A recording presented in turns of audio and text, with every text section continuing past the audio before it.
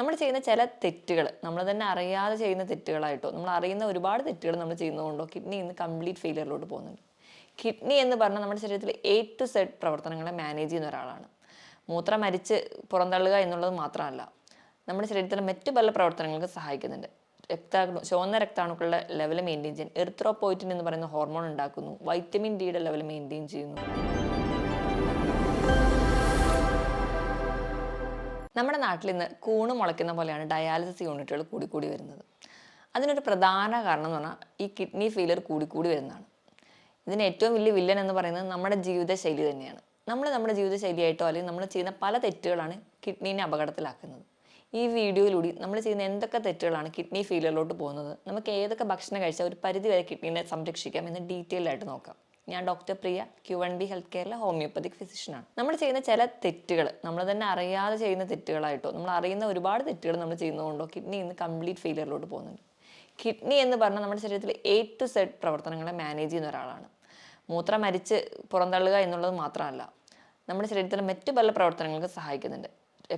ചുവന്ന രക്താണുക്കളുടെ level maintain ചെയ്യാൻ erythropoietin എന്ന് പറയുന്ന ഹോർമോൺ ഉണ്ടാക്കുന്നു. വൈറ്റമിൻ ഡിയുടെ ലെവൽ മെയിൻറ്റെയിൻ ചെയ്യുന്നു. BP കൺട്രോൾഡ് ആക്കി നിർത്തുന്നു. ഇവയൊക്കെ കിഡ്നിയുടെ പ്രവർത്തനം കൊണ്ടാണ്. നമുക്ക് വേണ്ട ധാതുക്കളെയും ലവണങ്ങളെയൊക്കെ സോർട്ട് ഔട്ട് ചെയ്തെടുക്കുന്നതും ഈ കിഡ്നി തന്നെയാണ്. അപ്പം നമ്മുടെ ശരീരത്തിലെ ഒട്ടുമിക്ക പ്രവർത്തനങ്ങൾക്ക് സഹായിക്കുന്നതാണ് കിഡ്നി. ചെറിയ ചെറിയ അപകടങ്ങളൊക്കെ വന്നാലും കിഡ്നി പുറത്തോടൊന്നും ലക്ഷണങ്ങൾ കാണിക്കാതെയൊക്കെ ഒരു പരിധി വരെ മാനേജ് ചെയ്തു പോകും. പക്ഷെ നമ്മൾ ചെയ്യുന്ന ചില തെറ്റുകൾ എന്തൊക്കെയാണെന്ന് തിരിച്ചറിഞ്ഞ് നമ്മൾ അതൊന്നും ചെയ്യാതിരുന്നാൽ തന്നെ ഒരു പരിധി വരെ നമുക്ക് കിഡ്നി ഫെയിലിയർ തടയാൻ പറ്റും. ഏറ്റവും ഒന്നാമതായിട്ട് പറയുകയാണെങ്കിൽ നമ്മൾ തന്നെ നമ്മളെ ചികിത്സിക്കുക.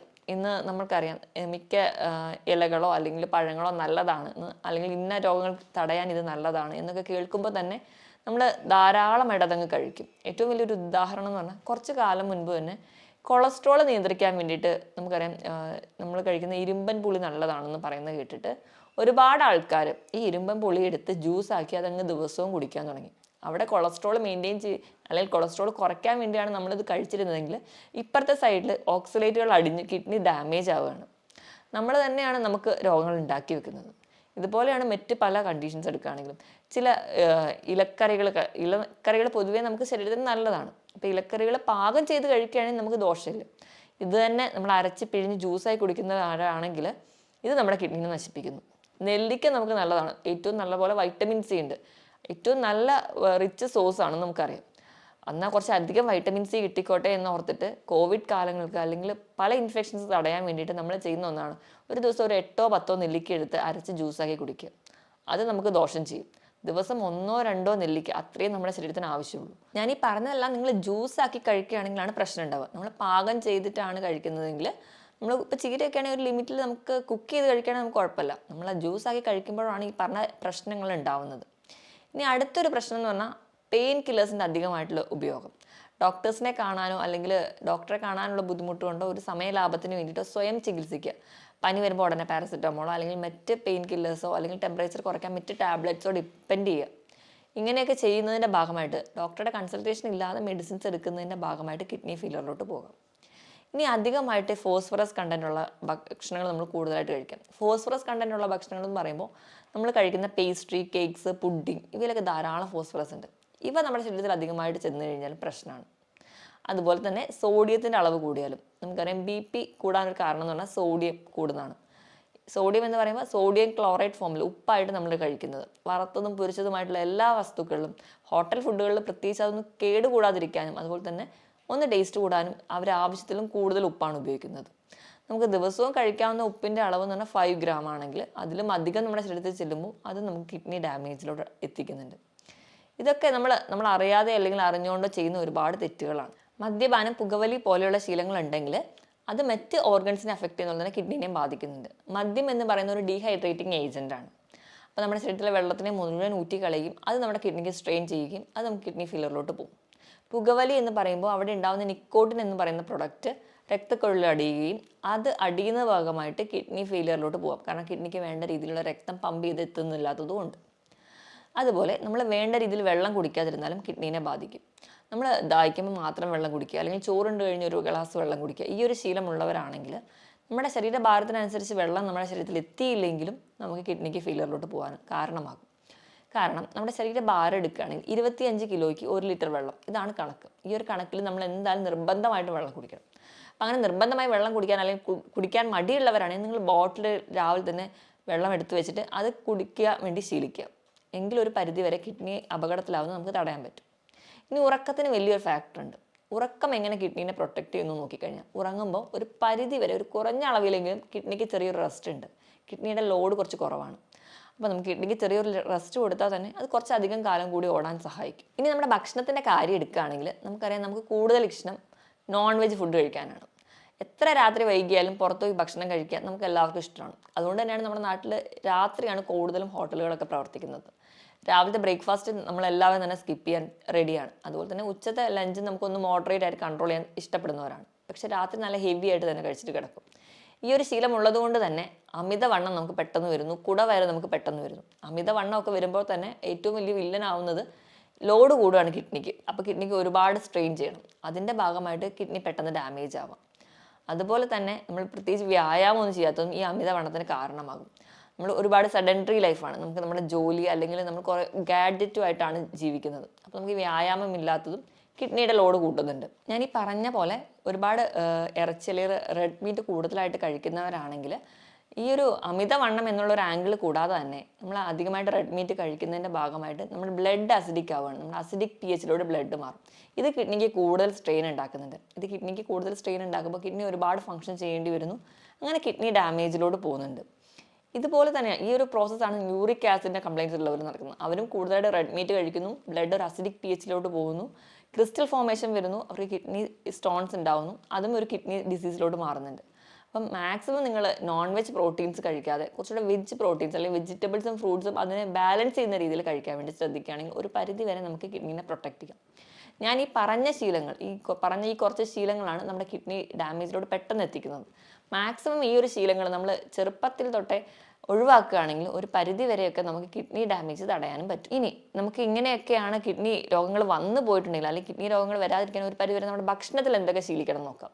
അപ്പം ഡയബറ്റീസോ BP കൊളസ്ട്രോൾ പോലെയുള്ള രോഗങ്ങളുള്ളവരാണെങ്കിൽ നിങ്ങൾ ബേസിക്കായിട്ട് അത് കൺട്രോൾ ചെയ്യുമ്പോൾ തന്നെ ഒരു പരിധി വരെ നമുക്ക് കിഡ്നിയുടെ ഡാമേജ് ഒക്കെ കൺട്രോൾ ചെയ്യാൻ പോകാം. അപ്പം നമുക്ക് കിഡ്നീനെ പ്രൊട്ടക്ട് ചെയ്യാൻ വേണ്ടി നമ്മൾ കഴിക്കേണ്ട ചില ഭക്ഷണങ്ങൾ എന്തൊക്കെയാണെന്ന് നോക്കാം. ഒന്നാമതായിട്ട് ക്യാപ്സിക്കത്തിൽ ലൈക്കോപ്പീൻ എന്ന് പറയുന്ന ഒരു ആൻറ്റി ഓക്സിഡൻസ് ഉണ്ട്. അതൊരു പരിധി വരെ കിഡ്നിക്ക് ഉണ്ടാകുന്ന നീർക്കെട്ടുകളോ ഇൻഫ്ലമേഷൻസോ കുറയ്ക്കുന്നുണ്ട്. അതുപോലെ തന്നെ ധാരാളം ഫൈബേഴ്സും വൈറ്റമിൻ B6 ഒക്കെ ഫോളേറ്റ്സും ഒക്കെ ഈ ക്യാപ്സിക്കത്തിലുണ്ട്. ഈ ഫോളേറ്റ്സും വൈറ്റമിൻ B6 ഒക്കെ ഉള്ളതുകൊണ്ട് തന്നെ ഒരു പരിധി വരെ നമുക്ക് RBC പ്രൊഡക്ഷന് സഹായിക്കും. അപ്പോൾ കിഡ്നി ഡാമേജ് ഒക്കെ ആയിട്ട് എറിത്രോപോയിറ്റിനൊക്കെ കുറഞ്ഞ രീതി നിൽക്കുകയാണെങ്കിൽ നമുക്ക് HB കുറയുന്നത് കാണാം. നല്ലപോലെ ക്ഷീണമൊക്കെ ഉള്ളവരാണെങ്കിൽ ഇത് കഴിച്ചാൽ ഒരു കുറച്ചൊക്കെ മാനേജ് ചെയ്യുന്നത് കാണാൻ പറ്റും. ഇതുപോലെ തന്നെ ക്യാബേജിലും ഈ പറഞ്ഞ രീതിയിൽ ഫോളേറ്റ്സും ഫൈബേഴ്സും ഒക്കെ ധാരാളം അടങ്ങിയിട്ടുണ്ട്. ഇവ നമ്മുടെ കിഡ്നിനെ പ്രൊട്ടക്ട് ചെയ്യാനും ഒരു പരിധിവരെ നീർക്കെട്ടുകൾ കുറയ്ക്കുന്നതിന് സഹായിക്കും. ഇനി നമുക്ക് മഞ്ഞൾ നല്ലൊരു ആൻറ്റി ഓക്സിഡൻ്റ് ആണ് നമുക്കറിയാം. അതുപോലെ തന്നെ മഞ്ഞളിലുള്ള ആൻറ്റി ഓക്സിഡൻ്റ് കുർക്കുമിൻ എന്ന് പറയുന്നത് നമ്മുടെ കിഡ്നിയിൽ ഉണ്ടാകുന്ന നീർക്കെട്ടുകൾ ഒരു പരിധി വരെ കുറയ്ക്കുന്നുണ്ട്. ഇനി മറ്റൊന്ന് പറഞ്ഞാൽ ഒലിവ് ഓയിലാണ്. ഒലിവ് ഓയിൽ എന്ന് പറയുന്നത് നമുക്കറിയാം നല്ലൊരു ആൻറ്റി ഓക്സിഡൻ്റ് ആണ്. അതുപോലെ ഇതിൽ അടങ്ങിയിട്ടുള്ള ഫാറ്റി ആസിഡ് എന്ന് പറയുന്നത് ഒലീക് ആസിഡ്, ഇവ നമുക്ക് കിഡ്നിക്ക് ഉണ്ടാകുന്ന ഒരു സ്ട്രെയിൻ കുറയ്ക്കുന്നതായിട്ട് കാണാം. ഒലിവ് ഓയിൽ നമുക്ക് ഏറ്റവും നല്ലതെന്ന് പറഞ്ഞാൽ സാലഡിലൊക്കെ ഒരു ഡ്രസ്സിംഗ് ആയിട്ട് ഉപയോഗിക്കാം. ഒരിക്കലും കുക്ക് ചെയ്യാൻ വേണ്ടിയിട്ടല്ല, ജസ്റ്റ് സാലഡൊക്കെ ഉണ്ടാക്കി അതിൻ്റെ മുകളിലൊരു ഡ്രസ്സിംഗ് ആയിട്ട് ഒലിവ് ഓയിൽ കഴിക്കുകയാണെങ്കിൽ നിങ്ങൾക്ക് നല്ലതാണ്. അതുപോലെ തന്നെ അതിൽ ധാരാളം omega-3 ഫാറ്റി ആസിഡ്സ് ഉണ്ട്. ഇനി ഏറ്റവും നല്ലതെന്ന് പറയുന്നത് ആപ്പിളാണ്. ആപ്പിൾ ധാരാളം ഫൈബേഴ്സ് ഉണ്ട്. ഈ ഫൈബേഴ്സ് നമുക്കിപ്പം കുടലിലോ അല്ലെങ്കിൽ നമ്മുടെ ശരീരത്തിലുണ്ടാകുന്ന പല ടോക്സിൻസിനെ പെട്ടെന്ന് തന്നെ പുറന്തള്ളി കളയാൻ വേണ്ടിയിട്ട് നമുക്ക് ഈ ഫൈബേഴ്സ് നമ്മളെ സഹായിക്കുന്നുണ്ട്. അപ്പോൾ നിങ്ങൾക്ക് കഴിക്കാവുന്ന ഒരു ഫ്രൂട്ടാണ് ആപ്പിൾ. അതുപോലെ തന്നെ തണ്ണിമത്തൻ കഴിക്കുമ്പോൾ അതിലും ഈ ലൈക്കോപ്പിൻ എന്ന് പറയുന്ന ആൻറ്റി ഓക്സിഡൻസ് ഉണ്ട്. അത് നമുക്ക് ഇൻഫ്ലമേഷൻ കുറയ്ക്കുന്നുണ്ട്. അതുപോലെ തണ്ണിമത്തൻ നമുക്ക് നല്ല ഹൈഡ്രേഷൻ തരുന്ന ഒരു ഫ്രൂട്ടാണ്. അപ്പോൾ അതും നിങ്ങൾക്ക് ഉൾപ്പെടുത്തുന്ന ഒരു പരിധിവരെ കിഡ്നിനെയൊക്കെ സംരക്ഷിക്കാൻ വേണ്ടി സഹായിക്കും. ഇനി ഇത് കൂടാതെ തന്നെ നമുക്ക് നമ്മുടെ ഉപ്പിൻ്റെ അളവൊന്ന് നിയന്ത്രിക്കാൻ വേണ്ടി ശ്രദ്ധിക്കുക. കിഡ്നീനെ അപകടത്തിലാക്കുന്നതിന് മുൻപ് നിങ്ങളുടെ ഉപ്പിൻ്റെ അളവ് നിങ്ങൾ കഴിക്കുമ്പോൾ മാക്സിമം വറുത്തതും പൊരിച്ചതും ഒഴിവാക്കിയിട്ട് ഇതൊക്കെ കഴിക്കുന്നതിനോടൊപ്പം തന്നെ നിങ്ങളുടെ ഉപ്പിൻ്റെ അളവ് മെയിൻറ്റെയിൻ ചെയ്യുക. മാക്സിമം നിങ്ങൾ ഫുഡൊക്കെ കഴിക്കുമ്പോൾ ഒരു 4 ഗ്രാമിലൊക്കെ കൂടാതിരിക്കാൻ വേണ്ടി ശ്രദ്ധിക്കുക. അപ്പോൾ നമുക്ക് ഉപ്പിൻ്റെ അളവ് മെയിൻറ്റെയിൻ ചെയ്യുന്ന ഒരു പരിധിവരെ കിഡ്നി ഡാമേജ് ഒക്കെ കുറയ്ക്കാൻ പറ്റും. ഇനി ഭക്ഷണത്തിൽ ഉൾപ്പെടുത്തേണ്ടതാണ് വെളുത്തുള്ളിയിൽ അല്ലിസിൻ എന്ന് പറയുന്നൊരു കണ്ടന്റ് ഉണ്ട്. ഇതും നമുക്കൊരു പരിധിവരെ കിഡ്നി ഡാമേജ് കുറയ്ക്കാൻ പറ്റും. അതുപോലെ ഇഞ്ചിയിൽ അടങ്ങിയിട്ടുള്ള കണ്ടന്റ് നമുക്ക് ശരീരത്തിലുണ്ടാകുന്ന നീർക്കെട്ടുകൾ കുറയ്ക്കുന്നു. അതുപോലെ തന്നെ കിഡ്നി ഡാമേജ് ഉണ്ടാകുമ്പോൾ ഒരുപാട് പേർക്ക് ഉണ്ടാകുന്ന ഒരു ബുദ്ധിമുട്ടാണ് നടുവിന് കഴപ്പ്, നടുവേദനയൊക്കെ. ഈ ഒരു പ്രശ്നവും നമുക്കൊരു പരിധിവരെ കുറയ്ക്കാൻ പറ്റും. അതുപോലെ തന്നെ ഇഞ്ചി നല്ലൊരു ഡയൂറെറ്റിക് ആയിട്ടും ആക്ട് ചെയ്യുന്നുണ്ട്. ധാരാളം ഇലക്കറികളൊക്കെ കഴിക്കുക. ഇലക്കറികൾ എന്ന് പറയുമ്പോൾ നമ്മൾ ചീര മാത്രമല്ല, അല്ലാതെ മറ്റ് ബ്രക്കോളി അങ്ങനെയുള്ള ഇലക്കറികളൊക്കെ ധാരാളമായി കഴിക്കാൻ വേണ്ടി ശ്രദ്ധിക്കുക. ഇപ്പോഴും പാചകം ചെയ്ത് കഴിക്കുമ്പം ഇതിൽ നിന്നും നമുക്ക് നമ്മുടെ RBC പ്രൊഡക്ഷൻ ആവശ്യമായിട്ടുള്ള വൈറ്റമിൻസ് അല്ലെങ്കിൽ മിനറൽസോ അല്ലെങ്കിൽ അയണൊക്കെ നമുക്ക് കിട്ടുന്നുണ്ട്. നമുക്ക് ഈ ഒരു RBC കുറയുന്നതുകൊണ്ടോ അല്ലെങ്കിൽ HB കുറയുന്നതുകൊണ്ടോ ഉണ്ടാകുന്ന ക്ഷീണവും ഒരു പരിധി വരെ കുറയ്ക്കാൻ പറ്റും. ഈ പറഞ്ഞ രീതിയിലൊക്കെ ഭക്ഷണം കഴിക്കുകയാണെങ്കിൽ ഒരു പരിധി വരെയൊക്കെ നമുക്ക് നമ്മുടെ കിഡ്നീനെ സംരക്ഷിച്ച് നിർത്താൻ പറ്റും. ഇനിയിപ്പോൾ നമ്മൾ കഴിക്കുന്ന ഭക്ഷണത്തിൽ പ്രോട്ടീൻ്റെ അളവ് നോക്കുകയാണെങ്കിൽ 1 കിലോയ്ക്ക് 1 ഗ്രാം ഇതാണ് നമ്മൾ കഴിക്കുന്ന പ്രോട്ടീൻ്റെ അളവ്. അതായത് ഒരു 70 കിലോ ഉള്ള ഒരാളാണെങ്കിൽ 70 ഗ്രാം പ്രോട്ടീൻ അവർക്ക് കഴിക്കാം ഒരു ദിവസം. കിഡ്നി ഡാമേജ് ഒക്കെ സ്റ്റാർട്ട് ചെയ്തു അല്ലെങ്കിൽ ചെറിയ ചെറിയ ലക്ഷണങ്ങളൊക്കെ കണ്ടു തുടങ്ങിയിട്ടുണ്ടെങ്കിൽ നിങ്ങളുടെ പ്രോട്ടീൻ്റെ അളവ് കുറയ്ക്കുക. എപ്പോഴും നിങ്ങൾ പ്രിഫർ ചെയ്യേണ്ടത് വെജിറ്റബിൾ പ്രോട്ടീൻസ് ആണ്. പയറ്, കടല, പരിപ്പ്, കൂണ്, അതേപോലെ പനീർ ഇവയൊക്കെ കൂടുതലായിട്ട് കഴിക്കുക. മാക്സിമം നിങ്ങൾ അനിമൽ പ്രോട്ടീൻസ്, റെഡ് മീറ്റ് ഒക്കെ കുറയ്ക്കാൻ വേണ്ടി ശ്രദ്ധിക്കുക. ഇപ്പോൾ ഒരു കിഡ്നി പേഷ്യൻസ് ആയിക്കഴിഞ്ഞാൽ നിങ്ങൾ കഴിക്കേണ്ട പ്രോട്ടീൻ്റെ അളവ് എന്ന് പറഞ്ഞാൽ നിങ്ങളുടെ 1 കിലോയ്ക്ക് 0.8 ഗ്രാം മാത്രമേ പ്രോട്ടീൻ കഴിക്കാൻ പാടുള്ളൂ. ഇനി കൊഴുപ്പ് കഴിക്കുകയാണെങ്കിൽ നമ്മളൊരു ദിവസം കഴിക്കേണ്ട കൊഴുപ്പിൻ്റെ വെയിറ്റ് എന്ന് പറഞ്ഞാൽ 50 ഗ്രാം കൊഴുപ്പാണ്. കിഡ്നി ഡാമേജ് ഒക്കെ സ്റ്റാർട്ട് ചെയ്യുകയാണ്, അതിൻ്റെ ലക്ഷണങ്ങളൊക്കെ കണ്ടു തുടങ്ങിയിട്ടുണ്ടെങ്കിൽ കൊഴുപ്പ് ഒരു ദിവസം ഒരു 25 ഗ്രാം മാത്രമേ കഴിക്കാവുള്ളൂ. പകുതിയായിട്ട് കുറയ്ക്കണം. അതുപോലെ സോഡിയം, പൊട്ടാസ്യം ഒക്കെ ലെവൽ മെയിൻറ്റെയിൻ ചെയ്യാൻ വേണ്ടി ശ്രദ്ധിക്കുക. സോഡിയം ഞാൻ പറഞ്ഞ പോലെ വറുത്തതും പൊരിച്ചതും ഒക്കെ ഒന്ന് ഒഴിവാക്കുകയാണെങ്കിൽ, പപ്പടം, അച്ചാർ, ഉപ്പിലിട്ടതൊക്കെ ഒഴിവാക്കുകയാണെങ്കിൽ ഒരു പരിധി വരെ നമുക്ക് കൺട്രോൾ ചെയ്യാം. പൊട്ടാസ്യത്തിൻ്റെ ലെവൽ മെയിൻറ്റെയിൻ ചെയ്യാൻ വേണ്ടി നിങ്ങൾ അധികം പൊട്ടാസ്യമുള്ള ഭക്ഷണങ്ങളാണെങ്കിൽ ഒന്ന് ഒഴിവാക്കുക. കൂടുതലായിട്ട് പൊട്ടാസ്യം അടങ്ങിയിരിക്കുന്നത് കരിക്ക്, ഏത്തപ്പഴം, മാതളം ഇവയിലൊക്കെയാണ്. മാക്സിമം നിങ്ങൾ കഴിയുമ്പോൾ ഫ്രൂട്ട്സ് തിരഞ്ഞെടുക്കുമ്പോൾ പൊട്ടാസ്യം കുറവുള്ള പൈനാപ്പിൾ, ആപ്പിൾ, ബെറീസ്, പേരയ്ക്ക ഇവയൊക്കെ കൂടുതലായിട്ടും തിരഞ്ഞെടുക്കാൻ വേണ്ടി ശ്രദ്ധിക്കുക. ഇനി ഏത്തപ്പഴമൊക്കെ കഴിക്കാൻ താല്പര്യം ഉണ്ടെങ്കിൽ വല്ലപ്പോഴും കഴിക്കുമ്പോൾ പുഴുങ്ങി കഴിക്കുകയാണെങ്കിൽ ഒരു പരിധി വരെയൊക്കെ നമുക്ക് സോഡിയം, പൊട്ടാസ്യത്തിൻ്റെ അളവ് കുറയ്ക്കാൻ പറ്റും. ഞാൻ ഈ പറഞ്ഞ രീതിയിലൊക്കെ ഭക്ഷണം കൂടുതലായിട്ട് ഹെൽത്തി ആയിട്ട് കഴിക്കുക, കൃത്യമായിട്ട് വ്യായാമം ചെയ്യുക, നല്ല രീതിയിൽ കൃത്യമായിട്ട് ഉറങ്ങുക. അതായത് ഒരു 6-7 മണിക്കൂർ കൃത്യമായിട്ട് തന്നെ ഉറങ്ങാൻ വേണ്ടി ശീലിക്കുക. വ്യായാമം ആഴ്ചയിൽ 5 ദിവസമെങ്കിലും മാക്സിമം നിർബന്ധമായിട്ട് തന്നെ ചെയ്യാൻ വേണ്ടി ശ്രദ്ധിക്കുക. നല്ല രീതിയിൽ തന്നെ നിങ്ങൾക്ക് ആവശ്യത്തിന് വേണ്ടിയുള്ള വെയിൽ കൊള്ളുക, കൃത്യമായി വെള്ളം കുടിക്കുക. അപ്പോൾ നിങ്ങൾക്ക് കുറച്ചുകൂടി ഹെൽത്തി ആയിട്ട് ഇരിക്കാൻ പറ്റും. അതുപോലെ ഞാൻ ആദ്യം പറഞ്ഞ രീതിയിലുള്ള തെറ്റുകൾ മാക്സിമം ഒഴിവാക്കുക.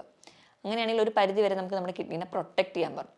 ഞാൻ ഈ പറഞ്ഞ കാര്യത്തിൽ എന്തെങ്കിലും ഡൗട്ട് ഉണ്ടെങ്കിൽ നിങ്ങൾ താഴെ കാണുന്ന നമ്പറിൽ കോൺടാക്ട് ചെയ്യുക. മറ്റൊരു ഹെൽത്ത് ടോപ്പിക്കുമായിട്ട് വീണ്ടും കാണുന്നത് വരെ നന്ദി.